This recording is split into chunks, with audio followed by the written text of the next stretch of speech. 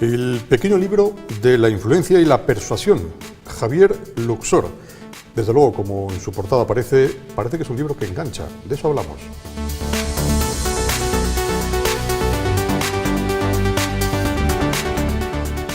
Bienvenidos a Todo Startups Televisión, la unidad audiovisual de todostartups.com, el periódico digital de habla hispana referente en España y Latinoamérica en el ámbito del emprendimiento, la innovación, la educación, las nuevas tecnologías y, por supuesto, del universo de las startups.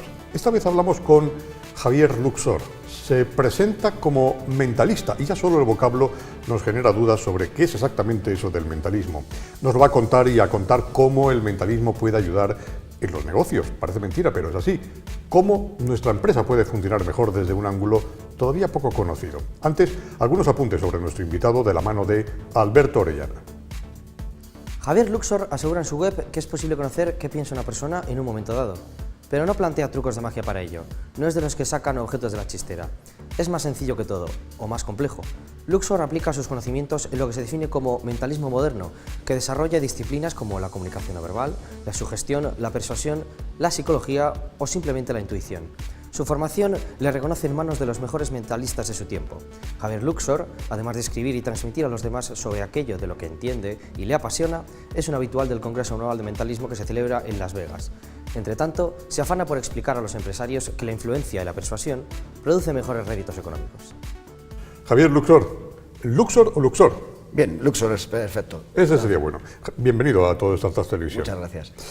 No habrá periodista que no te pregunte aquello de, al principio, ¿qué es esto de ser mentalista? ¿No? En cualquier entrevista uno siempre piensa en la magia borrás, la que en los 70, los 80 funcionaba, pero esto no es magia, ¿no? Esto es otra cosa y más seria, ¿verdad? Bueno, tiene que ver con la magia, ya que el mentalismo cuelga del ilusionismo como arte de entretenimiento, arte escénico, pero es verdad que el mentalismo tiene mucho más si le sacas del contexto de entretenimiento y lo llevas al mundo de la empresa o incluso al mundo personal, porque el mentalismo se nutre de muchas técnicas que son útiles para muchas facetas de la vida, tanto profesionales como personales.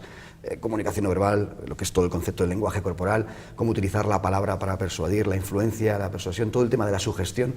Son técnicas que utilizamos, lógicamente, para el entretenimiento, pero que a mí me gusta llevármelas a otros terrenos. En tu libro tú mismo recuerdas, lo hemos escuchado también con Alberto, con el perfil, tú lo estás rematando, recuerdas en tu libro que el mentalismo es parte, lo dices, del ilusionismo, sí.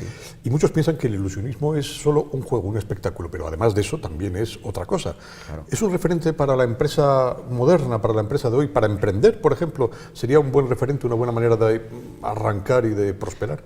Yo pienso que sí, primero porque lo he utilizado en mi propio beneficio, o sea, sé que funciona, y creo que como arte, para mí el mentalismo, cualquier arte relacionada con no solamente el conocimiento, sino el don de las personas, las habilidades de hacer cosas, es un arte. Creo que como arte tiene mucho que aportar, ya que es una forma de ver el negocio o incluso en forma de ver la vida de una perspectiva diferente. Aporta mucho conocimiento. Es verdad que se puede confundir, como tú dices, y no pasa nada, porque de hecho de ahí nace todo el mentalismo, con la parte del entretenimiento. Decías tú antes la caja de magia. Bueno, así hemos empezado muchos de pequeños, seguro que todos hemos tenido esa caja, y nos podemos dar cuenta que cuando lo vemos lo podemos ver solamente como una parte de entretenimiento, pero deberíamos de ver la técnica o el principio psicológico, científico que hay detrás de las cosas que hacemos. Incluso aunque se trate de un juego de cartas, ¿vale? Un juego básico de cartas, si uno se atreve a verlo no solamente como la sorpresa o asombro de lo que causa, sino por qué funciona y cuál es el principio psicológico que hay detrás, eso es lo que tiene el libro. Todos esos principios de psicología social que hacen que las personas no pensemos de forma tan racional y sí más subconsciente. Es un aspecto muy interesante el que dices, y yo quiero destacar en el propio libro, en la bibliografía tú haces una mención específica, concreta, a los temas, y en los temas citas todos aquellos estudios que hay serios, cuidado, tan serios como de universidades absolutamente importantísimas en nuestro país, que estudiamos, los propios periodistas en Psicología de la Comunicación, que es una asignatura, llegamos a estudiar algunos de esos estudios afamados, antiguos, pero que siguen vigentes. Y de eso hablas tú también. Sí. Y es algo que yo destaco de este pequeño libro, ¿verdad? Tú decías que era una especie de misal. Bueno, sí. Pues de alguna manera es una manera de introducirnos en un área muy interesante que va más allá de lo espiritual, ¿verdad? Efectivamente, mucho más. Pero en la práctica, tu método o los métodos o el método de la psicología social, del mentalismo con carácter general, ¿cómo puede ayudar a un empresario? O sea, ¿el modelo de negocio puede estar en función del mentalismo? A ver, puede ayudar. Pues mira, debería estar la parte que tenga que ver con la relación con los demás, con las personas. Toda la parte que una empresa tiene contacto con los demás, y no solamente me refiero al cliente externo, sino al cliente interno, a las personas dentro de la compañía, cómo nos relacionamos con los demás. El mentalismo, y en concreto, y vamos a hablar ahora más de psicología social, que es el concepto de la persuasión, entra en juego. Todos persuadimos. Lo que pasa es que a lo mejor no lo sabemos cómo lo estamos haciendo, o incluso lo podemos estar haciendo mal, porque podemos estar comunicando al otro algo distinto de lo que queremos, simplemente porque no sabemos lo que estamos haciendo o cómo utilizamos la herramienta. El libro lo que pretende es que la gente conozca, primero, que hay muchas cosas que ya estaba haciendo y que sepa por qué funcionan. A mí me interesa mucho, y sobre todo por dónde vengo, y porque no quiero que la gente caiga simplemente en que piense que es una parte de entretenimiento, un juego, y no es algo más serio, que a mí el juego me parece muy serio, pero entiendo el concepto que puede tener alguien. Creo que la gente sepa que cuando algo se dice de una manera, tiene más efecto que si se dice de otra, y quiero que sepa que eso está estudiado, que hay un principio, como decías tú, estudiado en una universidad, sobre todo la mayoría son americanas, que son los que se meten en todo esto. Stanford, sí, y bueno, y hay universidades como en Mesa, en Arizona, donde hay psicólogos sociales como Robert Cialdini, de muchísimo prestigio en el mundo, que se dedican a este tipo de cosas, y se han dedicado a estudiar el por qué las cosas funcionan de una manera u otra, y por qué tienen más efectos si se dicen de una forma u otra. Y eso a cualquier persona, a nivel personal, nos interesa. A mí, como mentalista, en mi espectáculo me interesa y lo utilizo, pero a cualquier persona que esté trabajando o que tenga idea de montar un negocio y quiera saber cómo ofrecer sus servicios, su producto a sí mismo, a los demás e incluso a sus compañeros, debería de manejar esas técnicas y debería de saber cómo funcionan y cómo son más eficientes cuando se dicen de una manera u otra, ¿no? Y eso interesa a todo el mundo. O sea, no hay nadie, porque a todos nos interesa convencer de alguna manera a que el otro tome la decisión adecuada, y si puede ser en nuestra línea mejor, ¿no? Y eso es persuasión. Con esto se puede trampear, ¿no? Y vosotros sois los primeros que denunciáis a los falsarios, ¿no? Claro, totalmente. Realmente las técnicas son las mismas. Aquí la única diferencia entre el espectáculo, la persuasión en los negocios o la manipulación es la ética. Tú puedes utilizar estas técnicas totalmente desde el punto de vista ético, para ayudar a los demás en un concepto win-win, yo gano, tú ganas. Esto está explicado en el libro de una forma honesta, totalmente, y no deberías de tener ningún problema en utilizar esto si lo haces con esos principios. Pero lógicamente yo, si soy una persona sin ética, igual que te puedo robar la cartera y no te enteras, podría hacerlo. Bueno, yo no lo puedo hacer, pero hay gente que lo puede hacer, y hay gente que lo hace y no tiene ética al respecto. Pues estas técnicas se pueden utilizar de la misma manera. Yo las puedo utilizar para manipular a los demás si mi ética o mis valores no son muy allá. En el espectáculo es totalmente distinto, en el entretenimiento. Yo utilizo estas técnicas con un objetivo, para mí también muy ético, que es entretener, asombrar a los demás. Pero cuando entra ya en juego el dinero de los demás, cuando entra ya en juego la vida de los demás, lógicamente estas técnicas hay que utilizarlas con cabeza, con ética, como te decía antes, ¿no? Con el principio en mente de que la otra persona también gane, que no sea simplemente yo el beneficiado. También por una cuestión a largo plazo, porque lógicamente las personas no somos tontas y nos damos cuenta cuando nos están manipulando, y entonces la relación se va a romper. Ninguna empresa quiere eso, quiere mantener una relación a largo plazo, pero si está utilizado de forma honesta, estos principios lo que van a hacer es potenciar la relación, e incluso que vaya a mayores si sabes emplearlo. Hablas de espectáculo, pero cuando reúnes a un consejo de dirección, de directivos en una empresa, eso no es un espectáculo. Estamos hablando de algo ya más formal, ¿verdad? Bueno, puede ser también un espectáculo dentro de la... Es una buena manera sí. Bueno, en el fondo no deja de ser una persona hablando a un grupo, ¿vale? Lo que pasa es que el fin es distinto, el fin es muy diferente. Yo me subo a un escenario delante de 200 personas, me puedo subir de varias maneras, para entretener, simplemente si solo es un espectáculo. En una conferencia voy un poco más allá, y a lo mejor lo que quiero mostrarles es cómo nos engaña la mente, para que sean conscientes de que deben de tomar las riendas de su forma de pensar. Pero luego, si yo me voy a reunir con un grupo de personas, lógicamente mi objetivo no va a ser entretenerles, aunque a lo mejor le puedo captar la atención por ahí, no estaría mal, pero no va a ser ese, va a ser convencerles no solamente de forma argumental, de forma racional, sino de forma emocional. Y ahí sí que es cierto que la persuasión no es cierto, es que la persuasión juega el papel fundamental. ¿Cómo voy a decir las cosas que quiero decir a los demás para que enganchen no solamente por la razón, sino incluso antes de que enganchen por la razón, la parte racional, lo hagan por la parte emocional? ¿Cómo se lo voy a contar? ¿Cómo se lo voy a presentar? ¿Cómo lo van a percibir? Todo se puede hacer con técnicas de psicología social, y ahí es donde pueden ellos utilizarlo. Dos conceptos que has hablado ya de ellos: influencia, persuasión, para vender más, para vender mejor.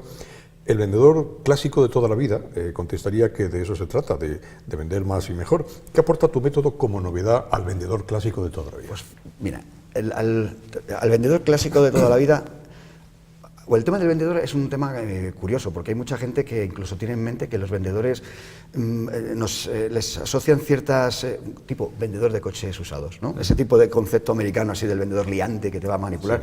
Sí. Este tipo de vendedores, y la gente que nos dedicamos a la venta, y todos somos vendedores, ¿vale? Todos.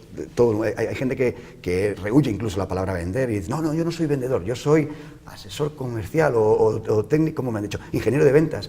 Bueno, lo puedes decir como tú quieras, tú llámalo como quieras, pero eres un vendedor.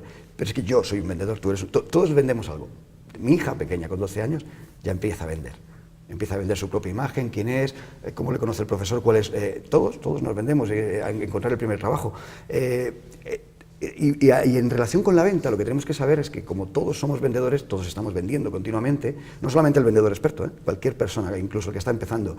¿Y qué le puedes aportar a la persona desde el punto de vista de novedoso o novedad? Bien, al vendedor que ya conoce todo esto, el libro lo que le va a aportar es, por esto estás haciendo lo que haces, y por eso funcionan ciertas cosas. Y si hay cosas que no te funcionan, probablemente sea porque la técnica no la estamos aplicando de forma correcta. Y yo hago mi propia autocrítica, porque yo cuando he escrito el libro y conozco mucho las técnicas, sé que ciertas cosas las tengo tan integradas en mi forma de hablar y expresarme que me cuesta cambiarlo, y sé que hay cosas que las hago mal, incluso porque este tipo de cosas de la persuasión son muy automáticas, ¿sabes? Entonces hay que como integrarlas mucho y cuesta cambiar hábitos, a mí me cuesta personalmente. Pero el vendedor experto lo que va a encontrar es el por qué hace lo que hace y cómo mejorar lo que está haciendo en base a lo que dicen los estudios.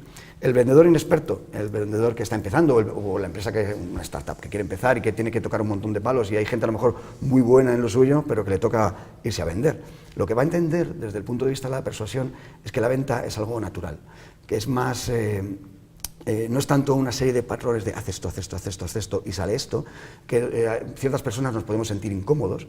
Yo personalmente no me siento muy cómodo con las técnicas de venta, me siento que estoy representando un papel que no soy, entonces el otro lo ve y desconecto, el otro ya me ve como el plumero, me ve como que le quiero vender, y nunca he estado cómodo con esa situación de querer vender, porque en el fondo lo que quiero es que el otro entienda que lo que yo tengo le sirve, es lo que yo quiero que sepa, ¿no? Y para mí la venta se transforma en formación, en entrenar al otro para que entienda que lo que yo le estoy contando es algo que él necesita, pero no desde el punto de vista de cómpramelo, sino de mira lo que tengo y quiero que lo entiendas como algo que necesitas. Ahí la persuasión entra muy bien en juego, porque el saber contar las cosas de forma persuasiva es lo que va a hacer que el otro entienda esa formación que yo te decía en lo que yo tengo. Y simplemente la venta se genere por necesidad, no tanto como por obligación, porque la persuasión no persigue que la otra persona compre aun cuando no necesita lo que le estás ofreciendo. La persuasión lo que persigue es que compres entendiendo que lo que estoy ofreciéndote lo necesitas tanto racionalmente como emocionalmente. Eso es lo que hace la persuasión, y eso es lo que un vendedor puede a lo mejor cambiar su enfoque, como yo lo he hecho, ¿eh? Yo tengo un enfoque muy diferente a lo que es vender. El neuromarketing. El neuromarketing, pero escucha, que la palabra neuromarketing es como, vamos a ponerle a la palabra marketing otra palabra como encima para que parezca más novedosa, pero neuromarketing, es que esto está inventado, ¿sabes? Está inventado. Neuromarketing al final es un poco hablar de, bueno, hay una respuesta emocional que el marketing es lo mismo. Pero los colores, las músicas, el colocar en la estantería, hablo del neuromarketing en un centro comercial, sí, por ejemplo. Claro. Todo eso funciona, quiero decir. 100%. Eso sería una derivación del mentalismo. No, una derivación no, es el mentalismo. Lo que pasa es que nosotros lo utilizamos al final lo que yo me he dado cuenta es que no somos tan diferentes. Aun cuando, claro, lógicamente en el teatro nos gusta marcarnos a nosotros esa diferencia, ¿no? De ese personaje tan distinto, porque la gente quiere también verlo, ¿no? Pero en el día a día y por las técnicas que utilizamos no somos tan distintos. O sea, la música que hay en el teatro y la música que se pone en el teatro está perfectamente pensada para que la gente cuando se siente empiece a entrar en juego. Por ejemplo, te voy a hacer una cosa muy curiosa. En sesiones de hipnosis es muy habitual que cuando la gente va a un teatro a ver una sesión de hipnosis, el telón esté abierto y se vean las sillas en el escenario. Y tú dirás, ¿por qué? Porque la gente que se sienta en el teatro y ve las sillas, lo que sabe, lo que está percibiendo directamente es, hay que salir. Hay 20 personas que van a salir. Y ya empiezas a pensar, ¿salgo? ¿No salgo? ¿Salgo? ¿Me van a ir? ¿Quiero dejar? ¿Quiero no dejar? Es un juego psicológico. La hipnosis es un juego psicológico 100% de sugestión, y tanto la música como las sillas, como todo lo que yo digo, todo lo que hablo, lo que la persona quiere oír, porque en el fondo yo le estoy diciendo lo que quiere o lo que necesita oír para entrar a ese juego, está todo medido, está calculado. Puede parecer al azar, puede parecer casual, puede parecer que es... No, está todo calculado. Y al igual que se calcula en el teatro, por supuesto en un centro comercial, la música que estés escuchando, los colores, la disposición de los sitios, el que haya un hueco vacío y en vez de estar repleto de productos solamente haya 3, hace que la otra persona perciba que hay escasez. Y cuando uno percibe que hay escasez, se disparan varias cosas. Es, como no lo cojo ahora, a lo mejor cuando vuelva ya no está. Y una cosa muy interesante, es un producto que a la gente le interesa. Porque si solamente quedan 3, es porque mucha gente antes lo ha cogido. Y tú eso lo haces en la cabeza, de forma inconsciente. Y hay gente que te dice, bueno, pero eso yo lo sé, que estas técnicas se utilizan, ¿no? Que pueden hacer esto conmigo. Pero lo compro por si acaso. Claro, no importa que lo sepas, porque yo no me estoy dirigiendo a tu mente racional. Ahí es donde está el neuromarketing como tal. Sí. El neuromarketing no se dirige a tu mente racional, en la que sabes las cosas, porque nos da igual que tú lo pienses o lo sepas, funciona. Yo sé que que la escasez funciona, y cuando voy a mi cafetería favorita a tomar galletas de chocolate y quedan pocas, como hay una fila, me preocupo.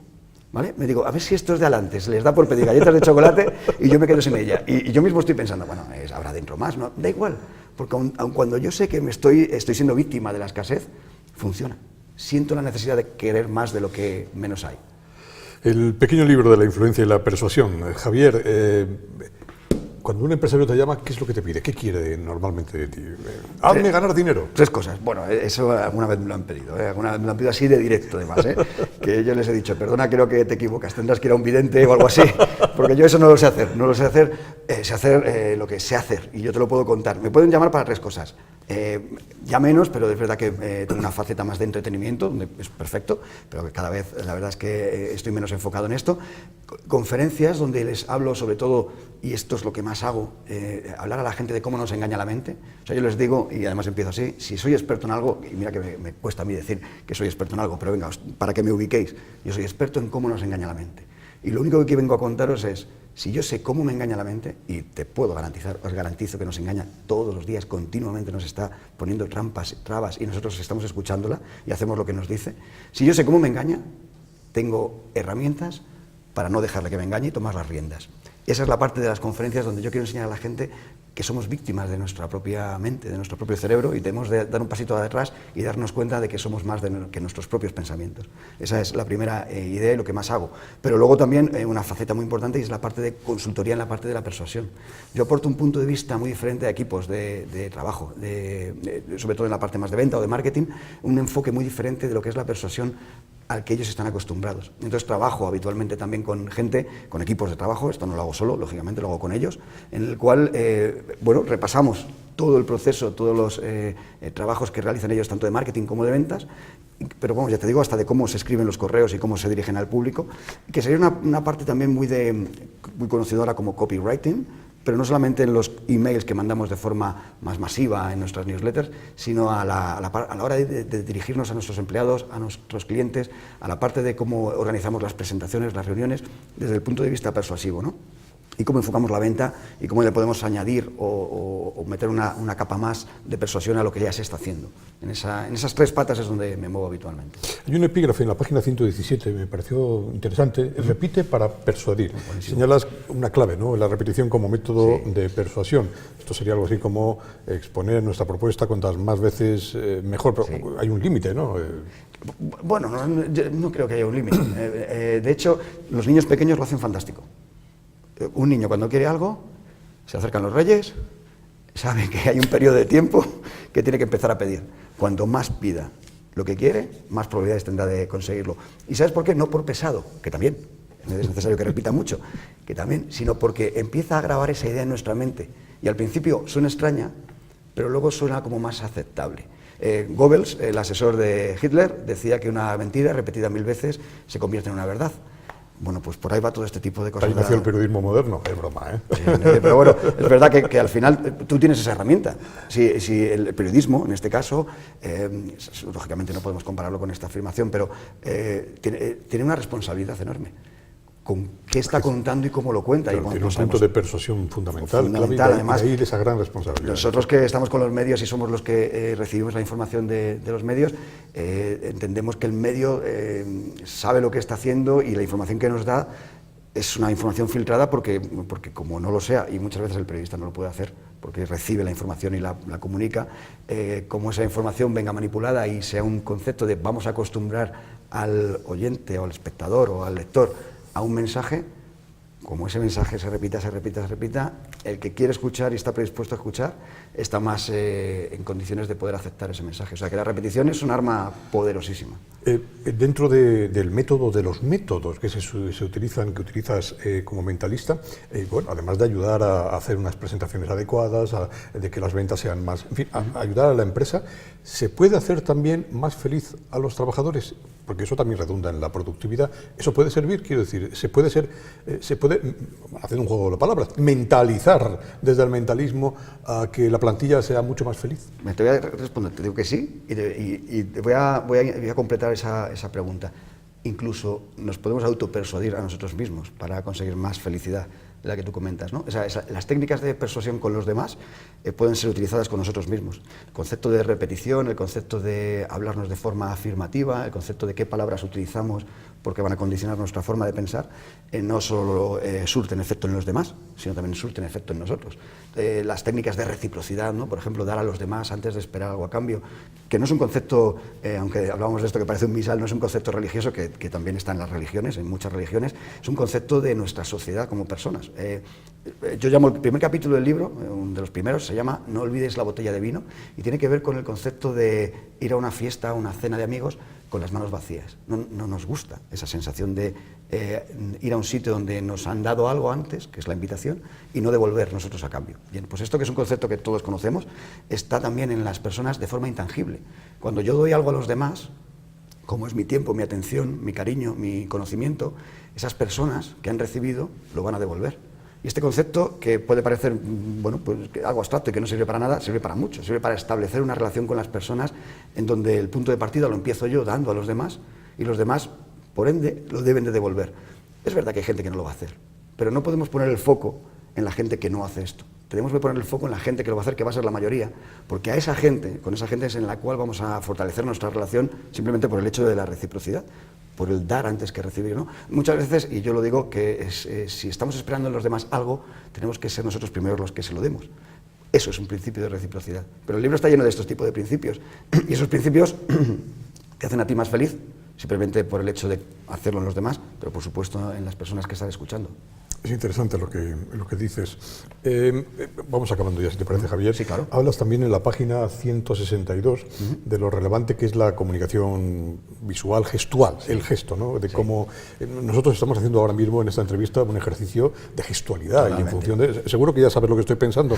Bueno, hay que dejar de insistir en vender nuestro producto si percibimos que nuestro potencial cliente ya no tiene interés, o precisamente es este el momento de darlo todo. Efectivamente, es el momento. Porque tú al final lo que vas a obtener es una información de... Ahí lo que me estás diciendo es, me está diciendo que no de forma verbal, no me está diciendo no te quiero a ti o no quiero tu producto, te está diciendo que no, a lo mejor con el lenguaje corporal, y tú eres capaz de percibirlo. Bueno, ¿qué herramientas tengo yo para poder...? Porque yo creo, siempre se ha dicho, ¿no? Y además la gente que se dedica a la venta de toda la vida sabe, hay una frase muy típica que es que la venta empieza cuando te dicen que no. Realmente si no te han comprado, realmente. Que te compren no significa que tú le hayas vendido, ¿no? Un buen vendedor sabe que cuando el no aparece es cuando la venta empieza. Y él no puede aparecer con la palabra, decir, pues oye, no me interesa, no lo necesito. Ahí es donde tu trabajo como vendedor, o sea, ahí es donde te ganas el sueldo realmente, ¿no? Porque si no, al final has despachado un producto, ¿no? Te han comprado. El producto era maravilloso, no hacía falta un vendedor para ello, ¿no? Un vendedor es el vendedor que es capaz de vencer el no. Es capaz de entender o hacer entender al otro que lo que pensaba que no era una necesidad, lo es. Puede ser un no por palabra o puede ser un no gestual. Si es un no gestual que se puede identificar, y hay que saber hacerlo, ¿eh? No es tan fácil como parece, no es como ha cruzado los brazos, está en una posición negativa, no. Es verdad que esto, junto con otras señales, te pueden hacer pensar que la persona está echarse hacia atrás o manosear las cosas. Hay ciertos aspectos que, sumados, sí que es verdad, te pueden dar un porcentaje elevado de que, cuidado, que puede que no estén mostrando interés. Pero ahí es donde empieza el trabajo. Ahí es donde, y lo cuento en el libro, hay técnicas de imitación que tienen que ver con las neuronas espejo que funcionan. Normalmente cuando las personas están en sintonía, su lenguaje corporal es muy parecido y lo hacen de forma automática, sin pensar. Digamos que se sincronizan, es rapport, que se llama. Pero nosotros también podemos crear esa sensación de rapport cuando no existe. Es decir, cuando nos salimos de la situación, la vemos desde fuera y nos hemos dado cuenta de que hay algo que no funciona. Podemos no hacer nada y bueno, no estamos aprovechando las técnicas de persuasión, o podemos intentar corregir nuestro lenguaje corporal para adaptarnos al del otro, o intentar que el del otro se mimetice con el nuestro. Esto es difícil, ¿eh? Esto no es una cosa que yo te la cuento y yo lo intento y a ver, es complicado. Pero bueno, ya el hecho de ser consciente de cómo nuestro lenguaje corporal puede afectar al otro, creo que es un paso más que a no hacer nada, ¿no? El pequeño libro de la influencia y la persuasión. Javier, bueno, luego me lo tienes que dedicar, por favor. Eso está hecho. Muy interesante, de verdad. Gracias por estar en el plató de Todo es Artax Televisión y espero verte en otra ocasión con el segundo libro. Bueno, ¿cuántos libros has publicado? Pues mira, este va a ser el primero, pero ya hay otro en mente. El segundo nos volveremos a ver. Pues encantadísimo de volver por aquí. Muy bien, Javier. Todo Startups es propiedad del grupo que conforman la Escuela de Negocios, Centro de Estudios Financieros, el CEF, y la Universidad a Distancia de Madrid, la UDIMA. Nos vemos y oímos pronto, emprendiendo, como no podría ser de otro modo.